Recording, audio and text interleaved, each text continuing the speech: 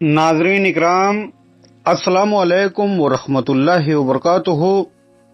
آج ہم جس موضوع پر بات کرنے والے ہیں وہ نہایت ہی دلچسپ ہے، لیکن اس سے پہلے اگر آپ ہمارے چینل پر نئے ہیں تو ہمارے چینل کو سبسکرائب کیجئے، لائک کیجئے، شیئر کیجئے، تاکہ ہمارا آنے والا ہر ویڈیو آپ تک جلد از جلد بآسانی پہنچ سکے۔ عزیزان محترم، آج ہم جس موضوع پر بات کرنے والے ہیں اس کا عنوان ہے الست بربکم اور روحوں کی 4 صفیں، بحوالہ ملفوظات خواجہ فرید الدین مسعود گنج شکر رحمۃ اللہ علیہ۔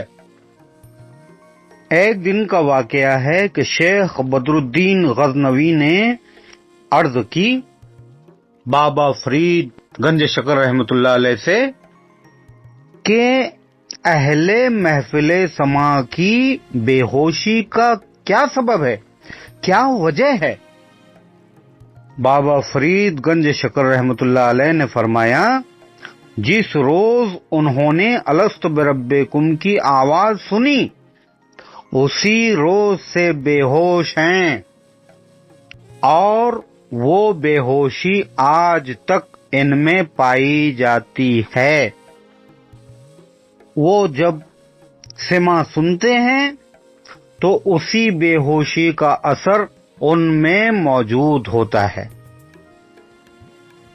پھر پوچھا گیا کہ جس روز الست بربکم کی ندا آئی تو کیا تمام ارواح ایک ہی جگہ تھیں؟ فرمایا ہاں، کیونکہ بلا سب نے کہا تھا۔ پوچھا پھر ہندو اور یہودی کس طرح ہو گئے؟ شیخ الاسلام خواجہ فرید الدین مسعود گنج شکر رحمۃ اللہ علیہ نے فرمایا کہ امام محمد غزالی کہتے ہیں، جب پروردگار نے الست بربکم کی آواز دی تو تمام ارواح برابر تھیں۔ یہ ندا سنتے ہی ان کی 4 صفیں ہو گئیں۔ پہلی صف نے دل اور زبان دونوں سے بلا کہا، یعنی کالو بلا کہا، یعنی تو ہمارا پروردگار ہے، اور اسی وقت سجدہ کیا۔ اور وہ صف انبیاء و اولیاء، صدیقوں کی اور نیک لوگوں کی تھیں۔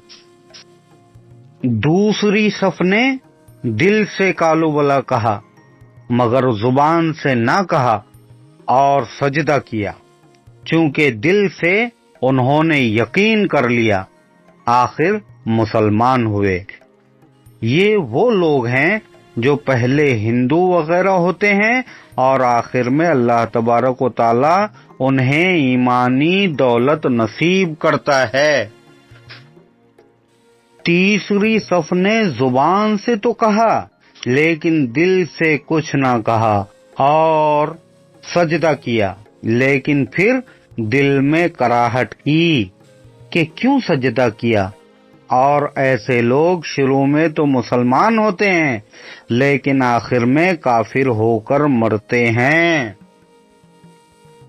چوتھی صف نے نہ دل سے اور نہ زبان سے کالو بلا کہا۔ یہ وہ لوگ ہیں جو اول و آخر کافر ہی رہتے ہیں۔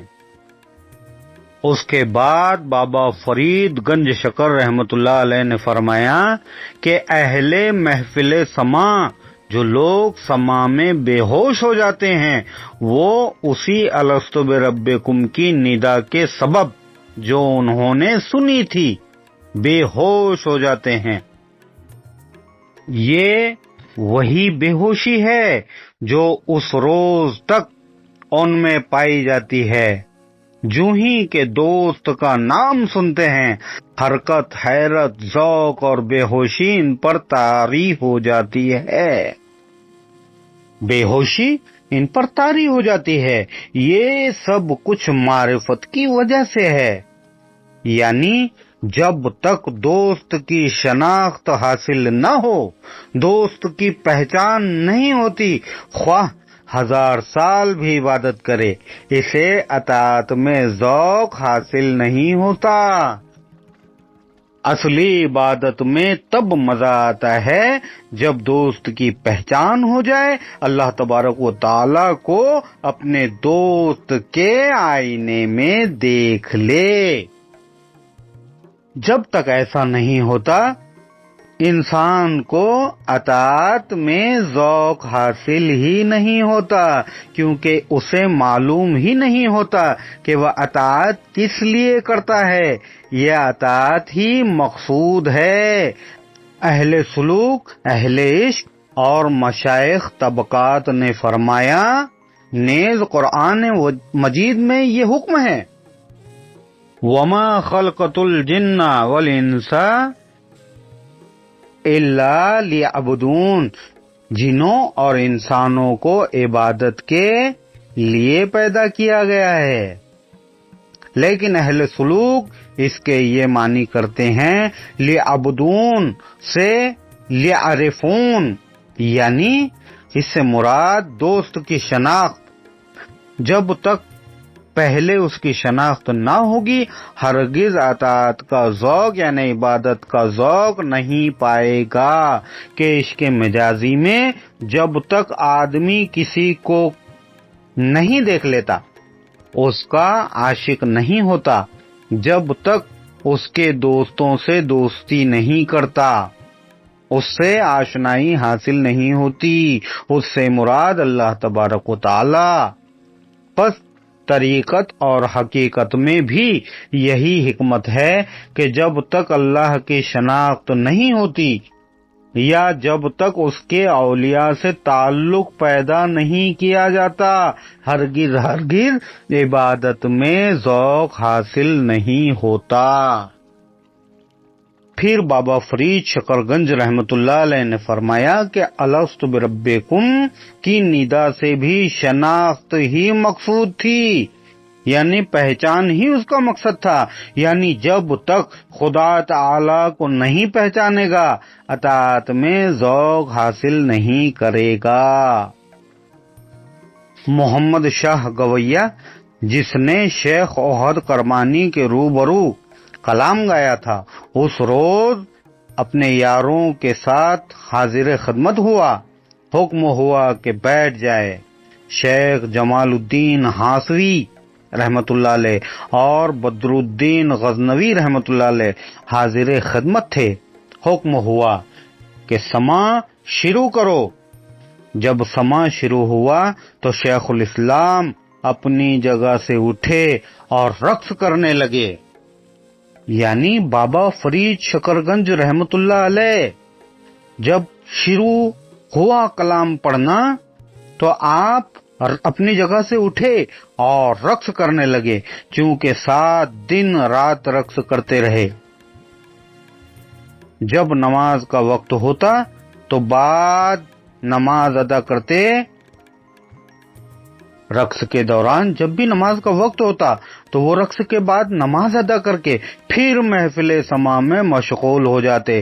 تو 7ویں روز ہوش میں آئے۔ اس وقت قول یہ غزل گا رہا تھا۔ قول یہ تھا جو قوال حضرات اس کلام کو گا رہے تھے۔ غزل کے شعر کچھ اس طرح ہیں: ملامت کردن اندر عاشقی را است، ملامت کے کند آن کس کے بینا است، نہ ہر تر دامن را عشق زیبت، نشان عاشقی از دور پیدا است، نظامی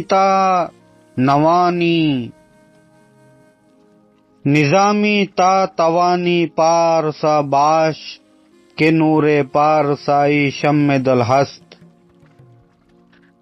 اس کے بعد سلوک کے بارے میں گفتگو شروع ہوئی تو بابا فرید شکرگنج رحمت اللہ علیہ نے فرمایا کہ اہل محفل سماع وہ گروہ ہے کہ جب وہ محفل سماع اور کلاموں میں غرق ہو جاتے ہیں، کلام سننے میں غرق ہو جاتے ہیں، اور اس وقت اگر لاکھ تلوار بھی ان کے سر پر ماری جائے تو بھی انہیں خبر نہیں ہوتی۔